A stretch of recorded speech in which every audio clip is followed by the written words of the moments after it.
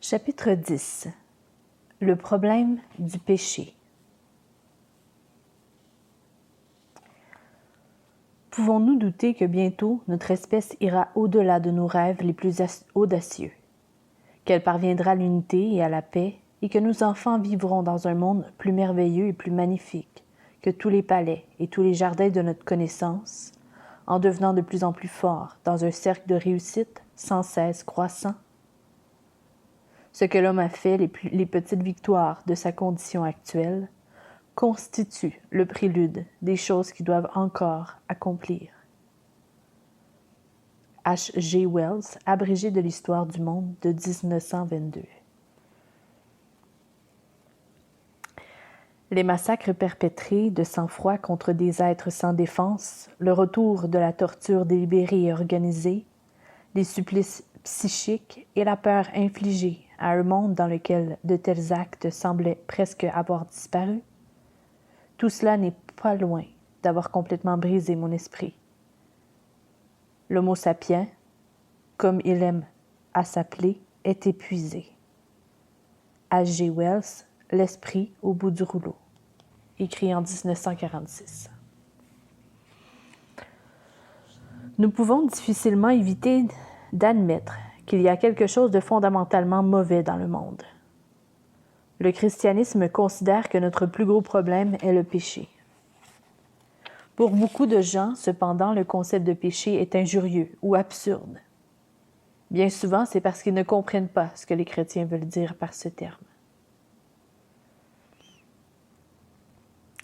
Le péché est l'espérance de l'homme. Nombreux sont ceux qui ont le sentiment que la doctrine chrétienne du péché jette une ombre sinistre et pessimiste sur la nature humaine. Rien ne saurait être moins vrai. Au tout début de mon ministère, un jeune homme que sa femme venait de quitter est venu me voir. Il était en colère à cause de ce qu'elle avait fait. Il se sentait coupable de ses propres défauts et abattu face à cette situation. Je lui ai dit qu'il avait besoin par-dessus tout de trouver l'espoir. Il m'a immédiatement approuvé et m'a demandé comment y parvenir. Aussi gentiment que possible, je lui ai répondu que je pouvais lui faire part d'une bonne nouvelle, à savoir qu'il était pécheur. En tant que tel, il n'était pas la victime impuissante de pulsions psychologiques ou d'un système social. Des années plus tard, je suis tombée sur un extrait de sermon prononcé par Barbara Brown Taylor. Elle y exprimait de manière éloquente ce que j'avais voulu dire ce jour-là. Ni le langage de la médecine, ni celui du droit ne remplacent de façon adéquate le langage du péché. Contrairement à ce qui se passe dans le domaine médical, nous ne sommes pas entièrement à la merci de nos maladies. Nous pouvons choisir de suivre le processus de la repentance. Contrairement à ce qui se passe dans le monde juridique, l'essence du péché n'est pas, avant tout, la violation des lois, mais une relation brisée avec Dieu, avec les autres et avec l'ensemble de l'ordre créé. Tous les péchés sont des tentatives pour remplir les vides, a écrit Simone Wells. Comme nous ne pouvons pas supporter le vide en forme de Dieu qui se trouve en nous, nous essayons de le bourrer de toutes sortes de choses, mais Dieu seul peut le remplir. Andrew Del Banco est professeur de sciences humaines à l'Université Columbia. Il y a quelques années, il a effectué des recherches sur les alcooliques anonymes et a été amené à assister à des réunions de cette association sur tout le territoire américain. Un samedi matin, dans le sous-sol d'une église de New York, il a écouté un jeune homme aux vêtements parfaitement repassés parler de ses problèmes. D'après son récit, il était absolument irréprochable. Toutes ses erreurs étaient dues à l'injustice et aux trahisons des autres. Il détaillait la façon dont qu'il allait se venger de tous ceux qui lui avaient causé du tort. Chacun de ses gestes donnait l'impression que son orgueil avait été gravement blessé, écrivit Del Banco. Il apparaissait clairement que ce jeune homme était englué dans le besoin de se justifier et que sa situation ne ferait qu'empirer tant qu'il n'admettrait pas cet état de fait. Tandis qu'il parlait, un noir d'une quarantaine d'années qui portait des dreadlocks et des vêtements de couleur sombre s'est penché vers Del Banco et lui a glissé. Moi aussi, je ressentais ce genre de choses avant de réussir à avoir une mauvaise opinion de moi-même. Par la suite, Del Banco écrit dans son livre, le livre qui s'intitule The Real American Dream, A Meditation on Hope. Ça va comme suit. C'était mieux qu'un bon fillon. Pour moi, ça a été le moment où j'ai compris d'une manière nouvelle la religion que je prétendais connaître. Tandis que l'intervenant nous a bombardé de phrases du style « Il faut que je prenne ma vie en main » ou « Je dois réellement croire en moi », l'homme qui était à côté de moi s'est réfugié derrière la vieille doctrine calviniste, qui dit que l'orgueil est l'ennemi de l'espérance. Ce qu'il voulait dire par sa blague sur la faible estime de soi, c'est qu'il avait appris que nul ne peut se sauver lui-même par ses propres efforts. Il pensait que ce jeune homme était toujours perdu en lui-même, mais sans le savoir.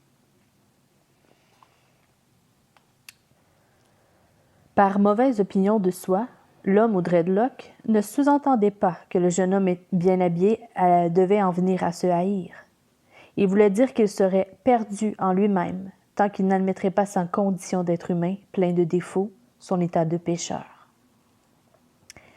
Il ne connaîtrait pas la libération qui lui permet de voir ses propres manquements sous le vrai jour, de pardonner à ceux qui l'avaient blessé et de rechercher humblement le pardon des autres.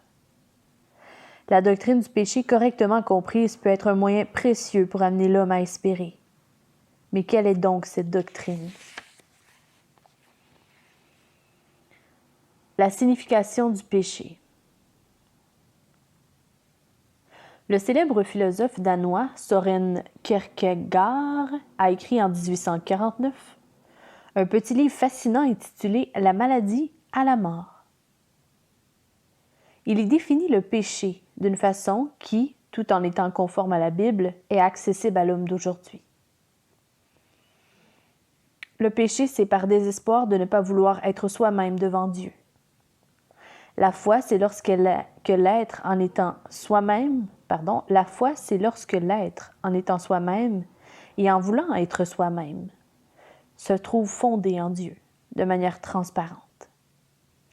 Le péché est le refus désespérant de trouver son identité la plus profonde dans une relation avec Dieu et à son service.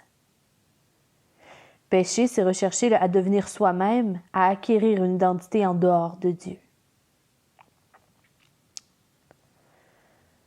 Qu'est-ce que cela signifie?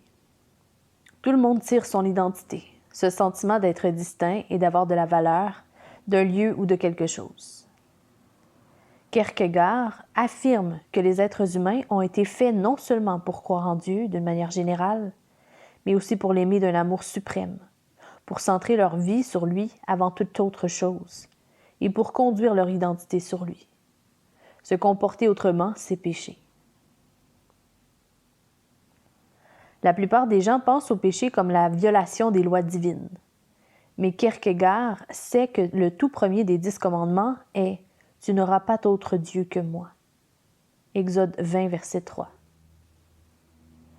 Par conséquent, selon la Bible, la première définition du péché, ce n'est pas l'accomplissement d'actes mauvais, mais la transformation de bonnes actions en idoles. C'est chercher à construire notre identité en prenant pour centre de ce qui nous importe, de ce qui nous visons et de ce qui nous rend heureux, autre chose que notre relation avec Dieu.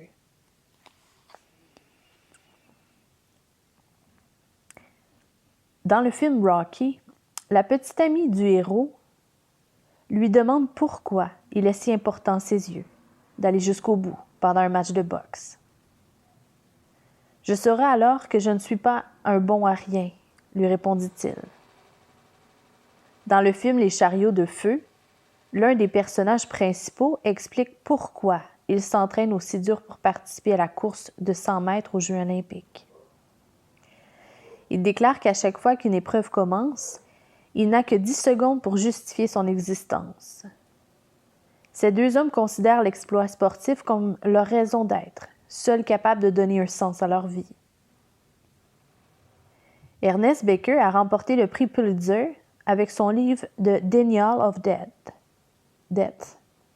Au début de cet ouvrage, il note que chez l'enfant, le besoin d'avoir une valeur personnelle conditionne sa vie, à tel point que toute personne recherche désespérément ce que Becker appelle la signification cosmique. Il avertit immédiatement le lecteur de ne pas prendre ces termes à la légère. Notre besoin de valeur est tellement puissant que nous déifions ce sur quoi nous fondons notre identité et notre valeur. Nous émettons toute la passion et toute l'intensité du culte et de la dévotion, même si nous nous estimons profondément irreligieux. Pour illustrer son propos, Becker utilise l'exemple de la relation amoureuse. La glorification personnelle dont l'homme moderne avait besoin dans le tréfonds de son être, il l'a recherchée dans la personne aimée. Celle-ci devient l'idéal divin en qui il réalise sa vie. Ses besoins spirituels et moraux se trouvent désormais centrés sur un seul individu. Becker ne prétend pas que tout le monde se tourne vers l'amour pour définir son identité. Beaucoup de gens recherchent dans leur travail et leur carrière, plutôt que dans l'amour, une signification cosmique. Parfois, son travail doit supporter le fardeau de justifier son existence. Que signifie justifier? Il vit dans le fantasme qu'il contrôle la vie, la mort et le destin. Tout ceci ne fait cependant que planter le décor d'une déception continuelle. Aucune relation humaine ne peut supporter ce fardeau de la divinité. Si votre partenaire est tout pour vous, alors tout défaut en lui devient une menace. Que voulons-nous en fait lorsque nous élevons l'être aimé à ce statut? Nous voulons nous débarrasser de la sensation de néant, savoir que notre existence n'a pas été vaine. Nous voulons la rédemption, rien de moins. Inutile de dire cependant que les humains ne peuvent pas l'apporter. Kierkegaard nous livre exactement la même remarque. Toute personne doit trouver un quelconque moyen de justifier son existence et d'éloigner la peur universelle d'être un bon à rien. Dans les sociétés plus traditionnelles, le sentiment d'avoir une valeur et une identité provient de l'accomplissement de devoirs envers sa famille et de ses services rendus à la société. Dans la culture individualiste de notre époque, nous avons tendance à nous concentrer sur nos réussites, notre statut social, nos talents ou nos relations amoureuses. L'identité peut reposer sur une infime variété de fondements. Certaines personnes trouvent la leur dans l'acquisition et l'exercice du pouvoir, d'autres dans l'approbation des hommes, d'autres encore dans l'autodiscipline et la maîtrise de soi. Quoi qu'il en soit, chacun construit son identité sur quelque chose. Les conséquences personnelles du péché. En définissant ici le péché, nous pouvons voir qu'il est capable de nous détruire personnellement de plusieurs façons. L'identité en dehors de Dieu est par nature instable. Sans Dieu, le sentiment d'avoir une valeur peut sembler solide en apparence, mais en réalité, il ne l'est jamais. Il peut nous abandonner en un instant. Si je construis mon identité sur ma qualité de bon père, par exemple, je n'ai pas de véritable moi. Je suis juste un parent, rien de plus. Si mes enfants se mettent à suivre une mauvaise pente ou si leur éducation est un échec, le moi disparaît. Le théologien Thomas Oden a écrit à ce sujet. Ça va comme suit. Supposer que Dieu soit le sexe, ma santé physique ou le Parti démocrate. Si une réelle menace commence à peser sur lui, je me sens sérieusement secouée. Ma culpabilité est d'autant plus grande et intensément névrotique que l'objet de mon idolâtrie est limité. Supposez que j'accorde beaucoup d'importance à ma capacité à enseigner et à communiquer clairement.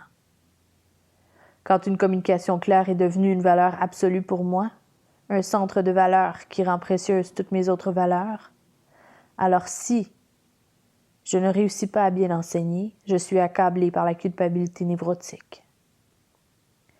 L'amertume s'intensifie quand quelqu'un ou quelque chose se dresse entre moi et ce qui constitue ma valeur ultime.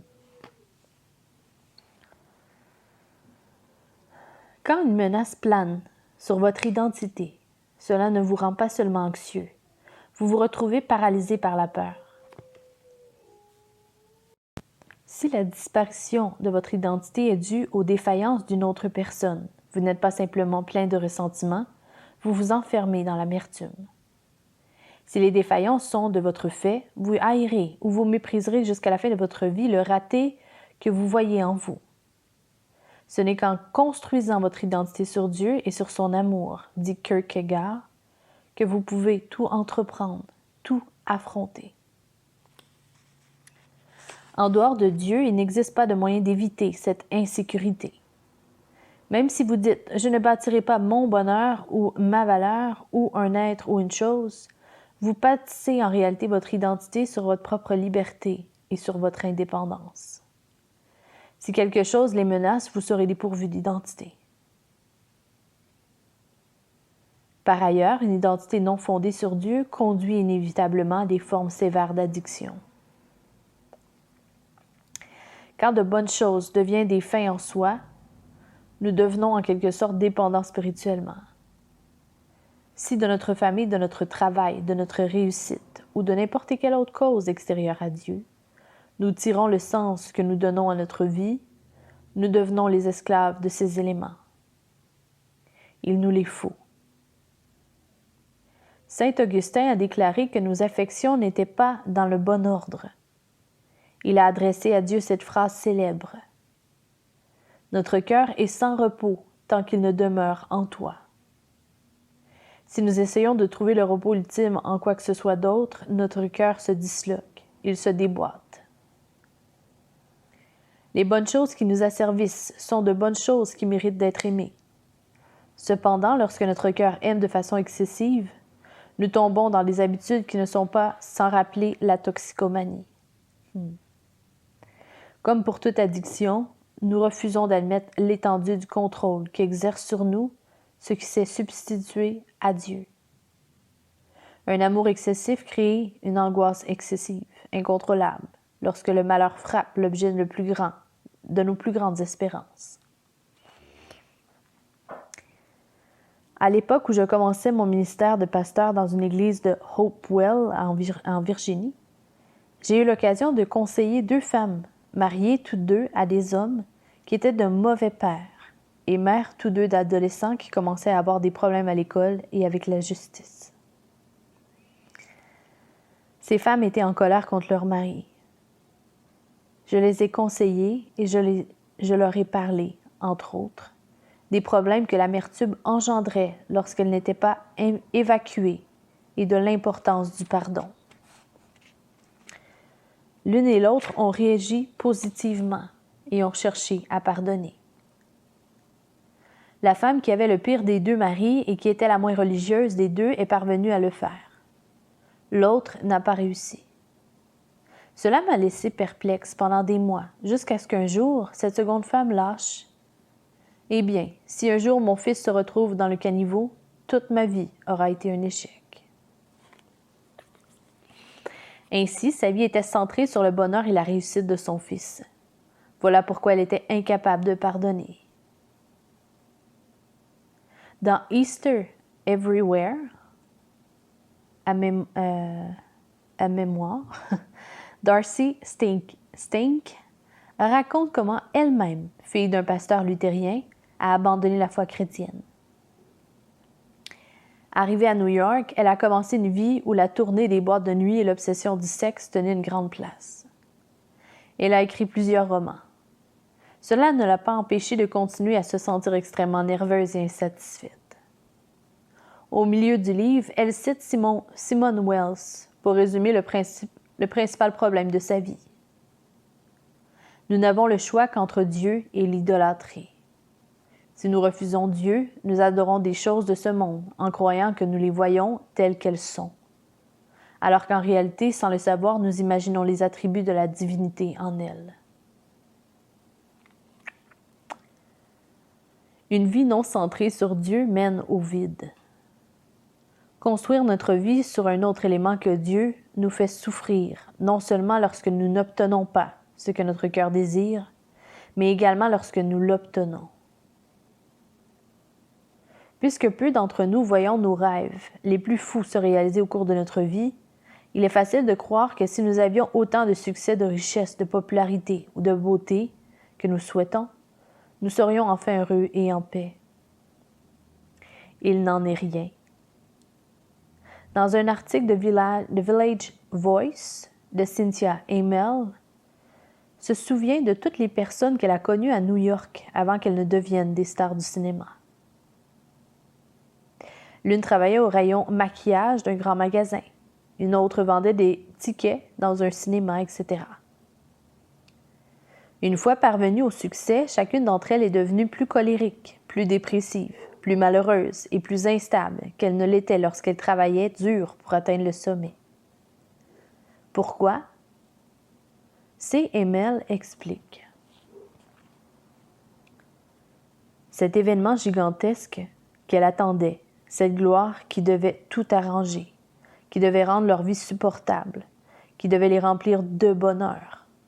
Ce bouleversement s'était enfin produit. Et le lendemain, quand elles se sont réveillées, elles étaient toujours elles-mêmes. Le désenchantement a fait d'elles des êtres hurlants et insupportables. Les conséquences sociales du péché. Le péché ne produit pas uniquement des effets dans notre vie. Il a également des répercussions dévastatrices sur le tissu social. Après la Seconde Guerre mondiale, la romancière anglaise Dorothy Sayers a vu une grande partie de l'élite intellectuelle britannique se désespérer de l'orientation que prenait la société. En 1947, dans son livre Creed or Chaos, elle a suggéré que le désespoir de ces intellectuels était largement dû au fait qu'ils ne croyaient plus en la doctrine chrétienne du péché originel, qui est l'orgueil et l'égocentrisme inhérents à l'humanité. Les personnes les plus découragées, écrit-elle, sont celles qui se cramponnent à une croyance optimiste, à l'influence civilisatrice du progrès et de l'instruction.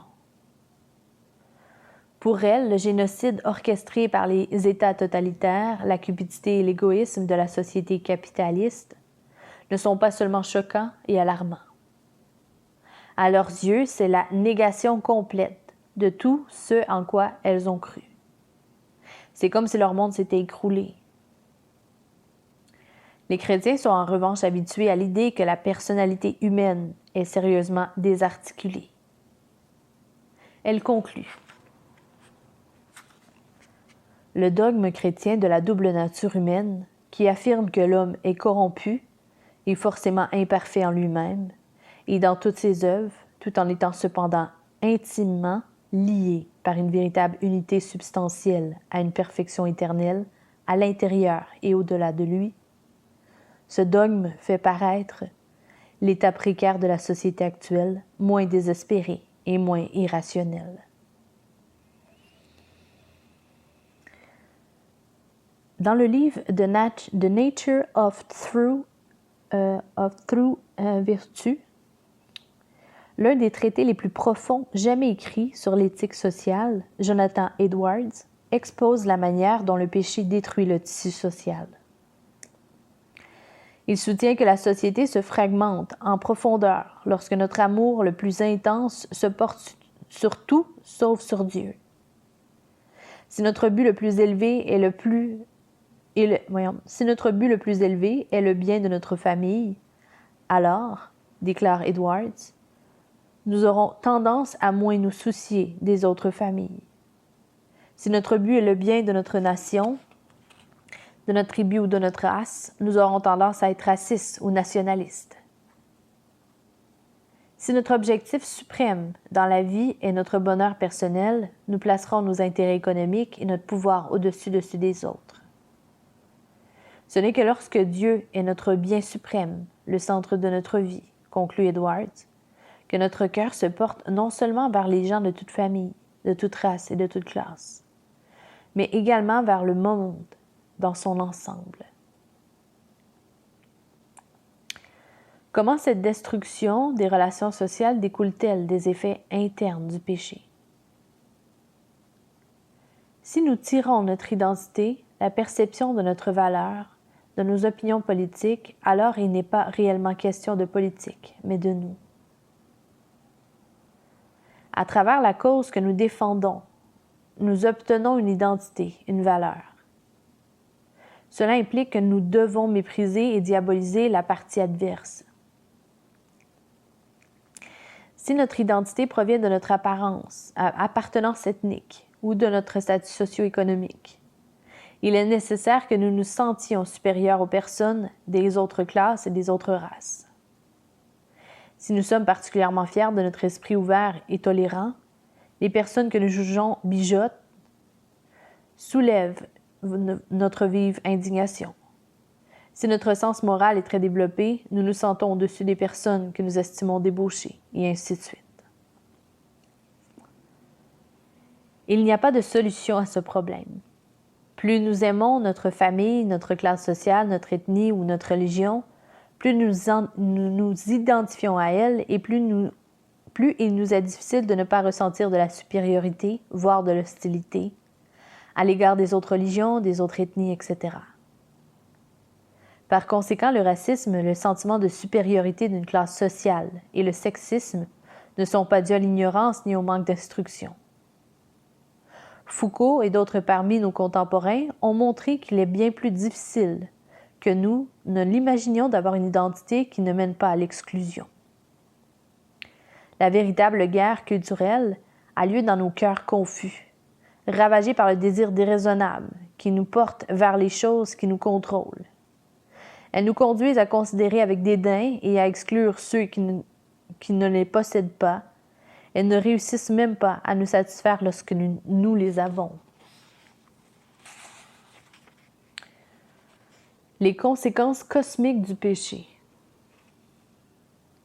La Bible parle de façon encore plus complète et plus mystérieuse des effets du péché. Les premiers et deuxièmes chapitres de la Genèse montrent Dieu faisant naître le monde par sa parole, et presque littéralement se salissant les mains. L'Éternel Dieu façonna l'homme avec de la poussière du sol et lui insuffla dans les narines le souffle de vie. Genèse 2, verset 7. Il ne peut y avoir plus grand contraste avec tous les autres récits antiques de la création. Dans la plupart de ces récits, la création est la conséquence d'une sorte de guerre ou d'un autre acte de violence. Elle n'est pratiquement jamais voulue ni programmée. Il est intéressant de noter que les comptes rendus scientifiques profanes sur l'origine des choses sont presque identiques à ceux des païens des temps anciens. Ils attribuent la forme du monde et la vie biologique à des forces violentes. Parmi tous les récits de création, seule la Bible dépeint un monde rempli d'abondance, d'abondantes formes de vie, dynamiques, parfaitement entremêlées, interdépendantes, qui s'améliorent et s'enrichissent mutuellement. Face à elle, le Créateur exprime sa joie. Il répète à plusieurs reprises que tout cela est bon. Quand il crée les êtres humains, il leur commande de continuer à cultiver la terre et de puiser dans les vastes ressources de la création, comme le fait un jardinier dans un jardin. Continue d'entretenir tout cela, semble-t-il dire en Genèse 1, 28, et amuse-toi bien. Le mot hébreu qui désigne cette interdépendance parfaite et harmonieuse de tous les éléments de la création est shalom. Nous le traduisons par paix, mais le terme français a une connotation négative car il indique l'absence de problème ou d'hostilité. Le mot hébreu signifie bien plus que cela. Il évoque la plénitude absolue, une vie remplie, harmonieuse, joyeuse, florissante. La disparition tragique du shalom causée par le péché est décrite en Genèse 3. Nous apprenons qu'à partir du moment où nous avons décidé de nous servir nous-mêmes au lieu de servir Dieu, à partir du moment où nous avons renoncé à vivre pour lui et à l'aimer comme notre bien le plus précieux, l'ensemble du monde créé s'est trouvé détraqué. Les êtres humains font tellement partie du tissu du monde que lorsqu'ils se sont détournés de Dieu, ses mailles et sa trame se sont défaites. La maladie, les désordres génétiques, la famine, les catastrophes naturelles, le vieillissement et la mort elle-même sont tout autant le résultat du péché que l'oppression. La guerre, les crimes et la violence. Nous avons perdu le shalom de Dieu.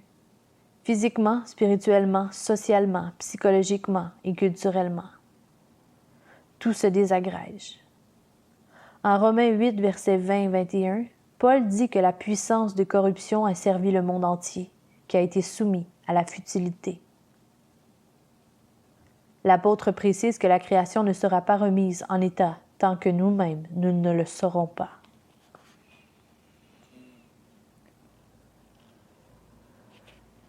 Qu'est-ce qui peut la remettre en état? Il arrive un moment dans la vie de la plupart des gens où ils s'aperçoivent qu'ils ne sont pas la personne qu'ils devraient être. Leur réaction dans ce cas est presque toujours de tourner la page et de faire davantage d'efforts pour vivre conformément à leurs principes.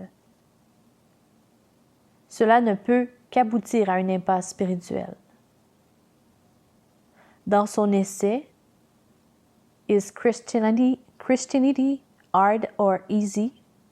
C.S. Lewis décrit les façons que font habituellement les humains. Ça va comme suit. Nous nous imaginons tous, en général, que nous avons un moi naturel dont les désirs et les intérêts sont variés. Et nous savons que quelque chose qui s'appelle moralité ou comportement décent revendique un droit sur ce moi. Nous espérons tous que lorsque toutes les exigences de la moralité et de la société auront été satisfaites, le pauvre moi naturel aura l'occasion et le temps de continuer de vivre sa propre vie et de faire ce qu'il aime. En fait, nous sommes très semblables à un honnête homme qui paie ses impôts. Il les paie, mais il espère qu'il lui restera assez d'argent pour vivre. La version chrétienne est différente, à la fois plus difficile et plus facile. Le Christ dit « Donne-moi tout. Je ne veux pas seulement telle quantité de ton temps, telle quantité de ton argent, ni telle quantité de ton travail, afin que ton moi naturel puisse avoir le reste. Je te veux. Pas tes biens. Je ne suis pas venu pour torturer ton moi naturel. Je te donnerai à la place un nouveau moi. Remets-moi le moi naturel dans sa totalité. Tous ses désirs, pas seulement ceux que tu estimes mauvais. Donne-moi aussi ceux qui te paraissent innocents, la panoplie complète. Je te donnerai un nouveau moi à la place.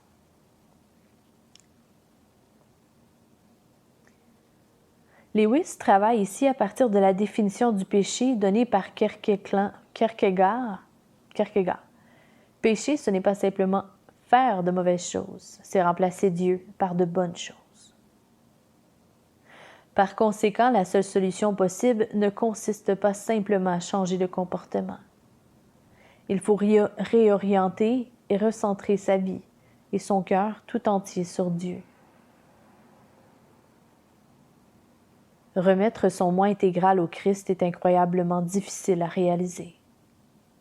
Mais c'est beaucoup plus simple que ce que nous essayons tous de faire à la place. Car nous tentons en effet de demeurer ce que nous appelons nous-mêmes en ayant notre bonheur personnel centré sur l'argent, le plaisir ou l'ambition, tout en espérant malgré tout nous comporter honnêtement, chastement et humblement. Or, le Christ nous a avertis que c'est précisément ce que nous ne pouvions pas faire. Si je suis une prairie, Me faucher réduira l'herbe, mais ne permettra pas de produire du blé. Si je veux du blé, je dois être labouré et ensemencé. Cela vous effraie-t-il? Cela vous paraît-il étouffant? Rappelez-vous ceci.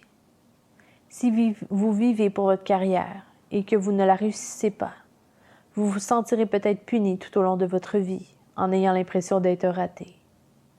Si vous vivez pour vos enfants et qu'ils prennent une mauvaise voie, vous risquez d'être torturé par l'impression de n'être bon à rien. Si Jésus est le centre de votre vie et votre Seigneur, il vous pardonne quand vous chutez. Votre carrière ne peut pas mourir pour vos péchés. Vous vous dites peut-être, si j'étais chrétien, je vivrais en étant poursuivi en permanence par la culpabilité. Mais nous sommes tous poursuivis par la culpabilité, car il nous faut une identité, et pour l'obtenir, nous devons nous montrer à la hauteur de certains critères. Quel que soit le fondement sur lequel vous faites reposer votre vie, vous devez en être digne. Il existe un seul Seigneur pour qui vous pouvez vivre et qui est mort pour vous, Jésus-Christ. Il a poussé son dernier soupir pour vous. Cela vous semble-t-il oppressant? Peut-être tenez-vous le raisonnement suivant. Je trouve que le christianisme convient très bien aux gens dont la vie est un échec. Mais qu'en est-il si de mon côté je réussis ma carrière et si ma vie de famille est extraordinaire?